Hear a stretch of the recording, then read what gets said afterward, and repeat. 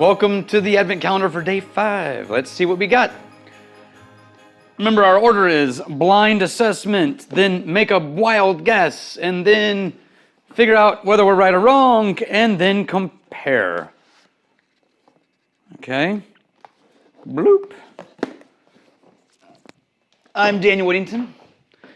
You know this. If you're watching these, you know who I am. It's a habit. Sorry, guys. We don't know what these are. They've been taped over for me, and then there's a piece of paper in the bottom that I try to keep in the bottom. Okay, good. And I'm trying to go in blind.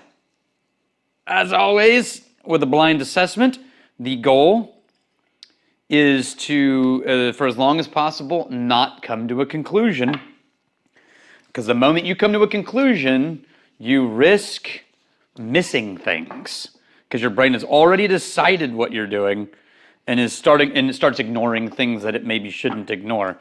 I'm going to give this context in every video because in the long run, people might stumble onto these videos, one at a time instead of the context of watching the entire series. So I always start with nose. I go in just whatever I experience, and then I have a couple of sheets here that I use that are like reference notes for me to remind my brain, hey, here's what's possible. They're stolen from the Charles McLean's Whisky wheel, and I sort of reformatted them in a way that's easier for my brain. So, on the nose. Ooh. Orange zest. Barley. Vibrant and, honey cream. Like really honey, like honey, what do you call the honeycomb? There's a lot in the nose here. This is beautiful.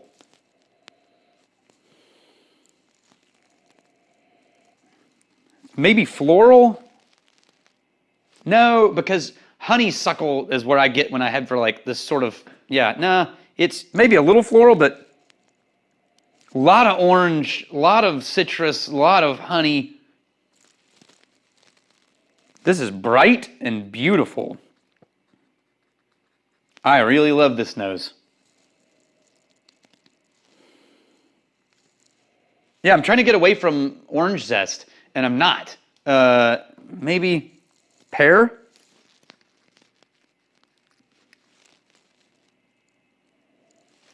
Fruit. Like sweet fruit bowl, but not like berries and cream, but like when you're a kid and you got those like syrupy fruit cans. At least in America we did. And it had all the sugar syrup in there with it too. It smells so dense. We're going to try it.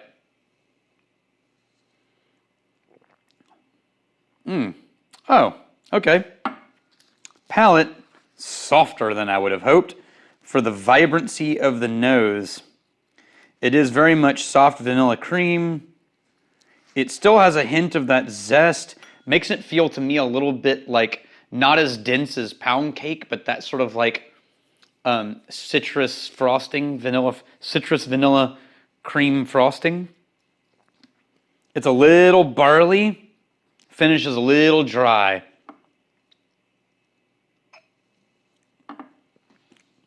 Oh, okay. Classic malt, little musty. I don't know that I would say it's there's no smoke that I can find. All right, and on the palate, the finish is just lingering sweetness and grain. So, man, this feels a little young to me. Maybe 10 to 12? Oof, I don't know. The nose is so well developed and really beautiful. It's just the palate feels a little flat. It could be that it's a low proof, and so what I'm experiencing is a low proof. But I'm going to say somewhere in the 10 to 12 year age range.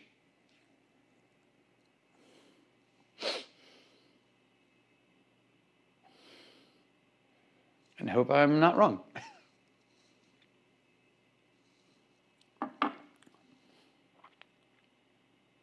think it's just low proof.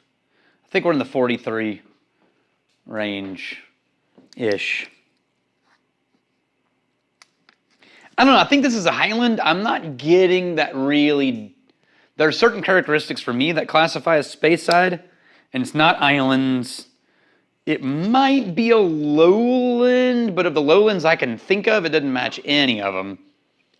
So I'm going to say it's a Highland malt, somewhere in the 10 to 12-ish range, and a lower proof. What do we got? It's Oban! Oh, it's 14. Of course it's Oban 14. Oban 14. I just realized that I wrote down all the tasting notes that were in that Nick Offerman video where he gives you tasting notes for Oban 14. Orange zest, barley, honey, comb, pear of fruit bowl. I missed, he did like a barrel lick but yeah. I love Oban. Normally I get this one really fast. When we do our assessments in the class, we use Oban 14 in the whiskey level 3. Oops, gave that one away. I mean, come on. But I usually get it right out of the gates, probably because I'm looking for it. But now that I know it's Oban 14, of course it is. I don't know that I would... Okay, so here's the thing. You're not going to get the chance to give feedback on this because I'm recording all of these and then launching them all at once.